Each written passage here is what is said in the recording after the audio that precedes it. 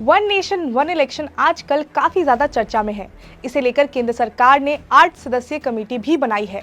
तो कौन कौन है उसमें शामिल, बात करेंगे इस वीडियो में। नमस्कार, मैं हूं स्वर्ण और आप देख रहे हैं अनकट। तो वन नेशन वन इलेक्शन के लिए केंद्र सरकार ने 8 सदस्यीय कमेटी बनाई है, जिसके अध्यक्ष होंगे पूर्व राष्ट्रपति रामनाथ कोविंद। और वो कौन कौन से नाम हैं जो इस कमेटी में शामिल हैं, आपको मैं एक एक करके बताती हूँ। तो इस कमेटी में सबसे पहला नाम है पूर्व राष्ट्रपति रामनाथ कोविंद का।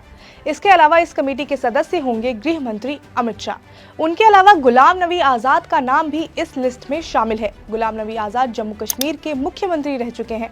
साल 2022 में उन्होंने अपनी नई राजनीतिक पार्टी डेमोक्रेटिक आजाद पार्टी बनाई थी।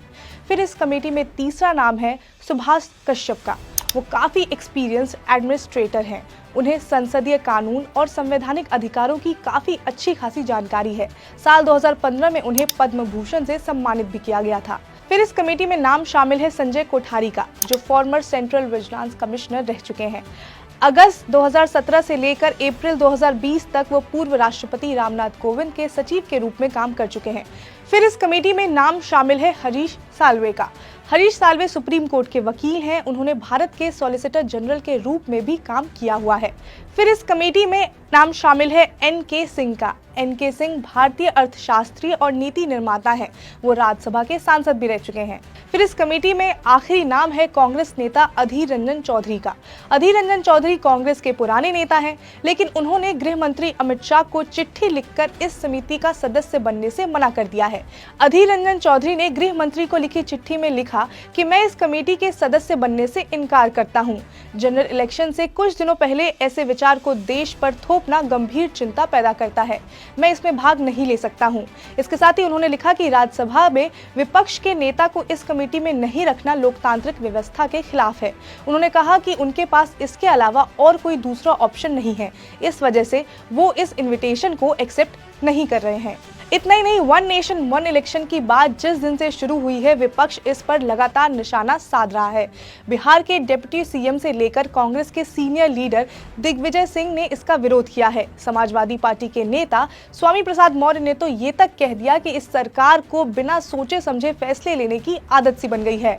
वो सिर्फ सुर्खियों में रहना चाहते हैं। वन नेशन वन इलेक्शन को लेकर चर्चा काफी ज्यादा तेज हो गई है, लेकिन ऐसा पहली बार नहीं हो रहा है। 1952, 1957, 1962 और 1967 में लोकसभा और विधानसभा के चुनाव एक साथ ही हुए थे।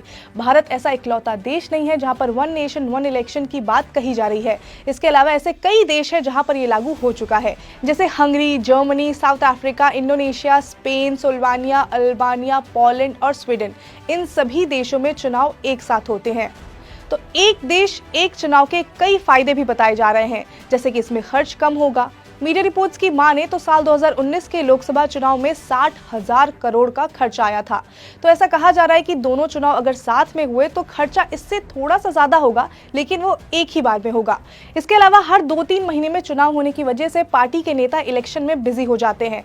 अब ऐसा नहीं होगा। अब वो अपने क्षेत्र में काम कर पाएंगे। अब ऐसा तो हो नहीं सकता कि रातों रात इसे बदल दिया जाए। इसको बदलने में कई चुनौतियां भी आएंगी। तो सबसे बड़ी चुनौती यह है कि 2024 में लोकसभा के चुनाव होने हैं और चुनाव से इतनी जल्दी इस तरह का फैसला लेना उतना फिजिबल नहीं लग रहा है।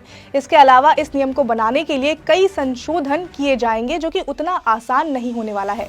इसके साथ ही स्थानीय नेताओं को ये डर है कि इस वजह से कहीं ऐसा ना हो जाए कि स्थानीय मुद्दे जो है वो उठ ना पाए और नेशनल मुद्दों पर ही पूरा का पूरा चुनाव जो है वो हो जाए।